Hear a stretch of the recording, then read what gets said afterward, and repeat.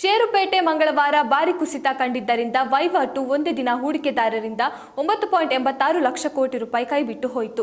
ಮುಂಬೈ ಷೇರುಪೇಟೆ ಸೂಚ್ಯಂಕ ಸೆನ್ಸೆಕ್ಸ್ ಮಂಗಳವಾರ 1065.71 ಅಂಕ ಅಂದರೆ ಶೇಕಡ 1.28% ಕುಸಿದು 82,180.470ರಲ್ಲಿ ಮುಗಿಸಿತು. ರಾಷ್ಟ್ರೀಯ ಷೇರುಪೇಟೆ ಸೂಚ್ಯಂಕ ನಿಫ್ಟಿ 353 ಅಂಕ ಶೇಕಡ 1.38% ಇಳಿದು 25,232.50ರಲ್ಲಿ ವಹಿವಾಟು ಮುಗಿಸಿತು. ಎಟರ್ನಲ್ ಷೇರುಗಳು ಶೇಕಡ 4.2, ಬಜಾಜ್ ಫೈನಾನ್ಸ್ ಷೇರುಗಳು ಶೇಕಡ 3.88ರಷ್ಟು ಇಳಿದವು. ಅಲ್ಪ ಬಂಡವಾಳವಿರುವ ಕಂಪನಿ ಷೇರುಗಳು ಶೇಕಡ 2.74, ಮಧ್ಯಮ ಗಾತ್ರದ ಕಂಪನಿಗಳ ಷೇರುಗಳು ಶೇಕಡ 2.52ರಷ್ಟು ಕುಸಿದವು. ಅಮೆರಿಕ ತನ್ನ ವಿದೇಶಿ ನೀತಿಯಿಂದ ಪ್ರತಿಸುಂಕವನ್ನು ದೊಡ್ಡ ಅಸ್ತ್ರದಂತೆ ಬಳಸುತ್ತಿದೆ. ಇದರಿಂದ ಜಾಗತಿಕ ಮಾರುಕಟ್ಟೆಯಲ್ಲಿ ದೊಡ್ಡ ಅಸಹನೆ ಉಂಟಾಗಿದೆ. ಹಣಕಾಸು ಮಾರುಕಟ್ಟೆಗಳು ಹೆಚ್ಚು ಚಂಚಲವಾಗಿದೆ. ಲಾಭ ಮತ್ತು ನಷ್ಟ ಗಡಿಯಾರದ ಲೋಲಕದಂತೆ ಆಗಿದೆ.